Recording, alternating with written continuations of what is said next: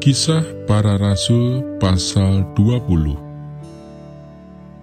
Dari Makedonia ke Troas. Setelah reda keributan itu, Paulus memanggil murid-murid dan menguatkan hati mereka. Dan sesudah minta diri, ia berangkat ke Makedonia.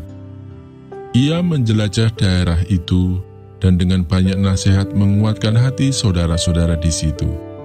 Lalu tibalah ia di tanah Yunani. Sesudah 3 bulan lamanya tinggal di situ, ia hendak berlayar ke Syria.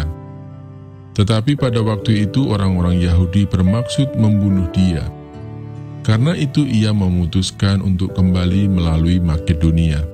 Ia disertai oleh Sopater, anak Pirus, dari Berea, dan Aristarkus dan Sekundus, keduanya dari Tesalonika, dan Gaius dari Derbe, dan Timotius dan 2 orang dari Asia, yaitu Tikhikus dan Trofimus. Mereka itu berangkat lebih dahulu dan menantikan kami di Troas. Tetapi sesudah hari raya roti tidak beragi, kami berlayar dari Filipi, dan 4 hari kemudian sampailah kami di Troas dan bertemu dengan mereka. Di situ kami tinggal 7 hari lamanya. Pada hari pertama dalam minggu itu, ketika kami berkumpul untuk memecah-mecahkan roti, Paulus berbicara dengan saudara-saudara di situ, karena ia bermaksud untuk berangkat pada keesokan harinya. Pembicaraan itu berlangsung sampai tengah malam. Di ruang atas di mana kami berkumpul, dinyalakan banyak lampu. Seorang muda bernama Eutikus duduk di jendela. Karena Paulus amat lama berbicara, orang muda itu tidak dapat menahan kantuknya. Akhirnya ia tertidur lelap dan jatuh dari tingkat ketiga ke bawah. Ketika ia diangkat orang, ia sudah mati. Tetapi Paulus turun ke bawah. Ia merebahkan diri ke atas orang muda itu, mendekapnya dan berkata, "Jangan ribut, sebab ia masih hidup." Setelah kembali di ruang atas, Paulus memecah-mecahkan roti lalu makan. Habis makan, masih lama lagi ia berbicara, sampai fajar menyingsing.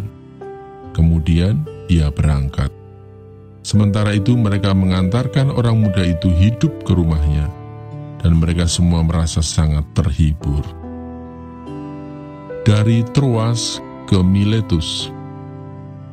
Kami berangkat lebih dahulu ke kapal dan berlayar ke Asos dengan maksud untuk menjemput Paulus di situ sesuai dengan pesannya. Sebab ia sendiri mau berjalan kaki melalui darat. Ketika ia bertemu dengan kami di Asos, kami membawanya ke kapal, lalu melanjutkan pelayaran kami ke Metilene.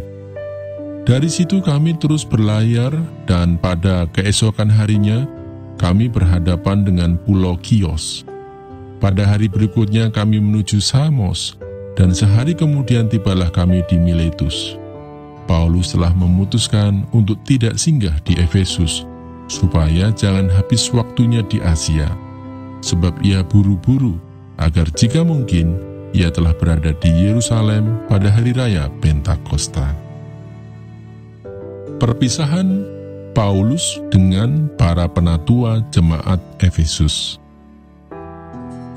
Karena itu ia menyuruh seorang dari Miletus ke Efesus dengan pesan supaya para penatua jemaat datang ke Miletus. Sesudah mereka datang, berkatalah ia kepada mereka, "Kamu tahu bagaimana aku hidup di antara kamu sejak hari pertama aku tiba di Asia ini? Dengan segala rendah hati aku melayani Tuhan. Dalam pelayanan itu aku banyak mencucurkan air mata dan banyak mengalami pencobaan dari pihak orang Yahudi yang mau membunuh aku. Sungguh pun demikian, aku tidak pernah melalaikan apa yang berguna bagi kamu. Semua kuberitakan dan kuajarkan kepada kamu, baik di muka umum maupun dalam perkumpulan-perkumpulan di rumah kamu. Aku senantiasa bersaksi kepada orang-orang Yahudi dan orang-orang Yunani supaya mereka bertobat kepada Allah dan percaya kepada Tuhan kita, Yesus Kristus. Tetapi sekarang, sebagai tawanan roh, aku pergi ke Yerusalem, dan aku tidak tahu apa yang akan terjadi atas diriku di situ, selain daripada yang dinyatakan Roh Kudus dari kota ke kota kepadaku, bahwa penjara dan sengsara menunggu aku. Tetapi aku tidak menghiraukan nyawaku sedikit pun, asal saja aku dapat mencapai garis akhir dan menyelesaikan pelayanan yang ditugaskan oleh Tuhan Yesus kepadaku untuk memberi kesaksian tentang Injil kasih karunia Allah. Dan sekarang aku tahu bahwa kamu tidak akan melihat mukaku lagi, kamu sekalian yang telah kukunjungi untuk memberitakan kerajaan Allah. Sebab itu pada hari ini aku bersaksi kepadamu bahwa aku bersih, tidak bersalah terhadap siapapun yang akan binasa. Sebab aku tidak lalai memberitakan seluruh maksud Allah kepadamu. Karena itu jagalah dirimu dan jagalah seluruh kawanan, karena kamulah yang ditetapkan Roh Kudus menjadi penilik untuk menggembalakan jemaat Allah yang diperolehnya dengan darah anaknya sendiri. Aku tahu bahwa sesudah aku pergi, serigala-serigala yang ganas akan masuk ke tengah-tengah kamu dan tidak akan menyayangkan kawanan itu. Bahkan dari antara kamu sendiri akan muncul beberapa orang yang dengan ajaran palsu mereka berusaha menarik murid-murid dari jalan yang benar dan supaya mengikut mereka. Sebab itu berjaga-jagalah dan ingatlah bahwa aku 3 tahun lamanya siang malam dengan tiada berhenti-hentinya menasihati kamu masing-masing dengan mencucurkan air mata.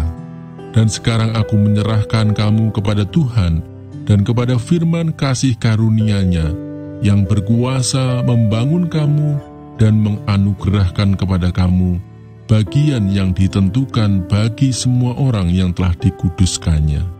Perak atau emas atau pakaian tidak pernah aku ingini dari siapapun juga. Kamu sendiri tahu bahwa dengan tanganku sendiri, aku telah bekerja untuk memenuhi keperluanku dan keperluan kawan-kawan seperjalananku. Dalam segala sesuatu telah kuberikan contoh kepada kamu, bahwa dengan bekerja demikian, kita harus membantu orang-orang yang lemah dan harus mengingat perkataan Tuhan Yesus. Sebab Ia sendiri telah mengatakan, adalah lebih berbahagia memberi daripada menerima. Sesudah mengucapkan kata-kata itu, Paulus berlutut dan berdoa bersama-sama dengan mereka semua. Maka menangislah mereka semua terseduh-seduh, dan sambil memeluk Paulus, mereka berulang-ulang mencium dia. Mereka sangat berduka cita, terlebih-lebih karena ia katakan bahwa mereka tidak akan melihat mukanya lagi. Lalu mereka mengantar dia ke kapal.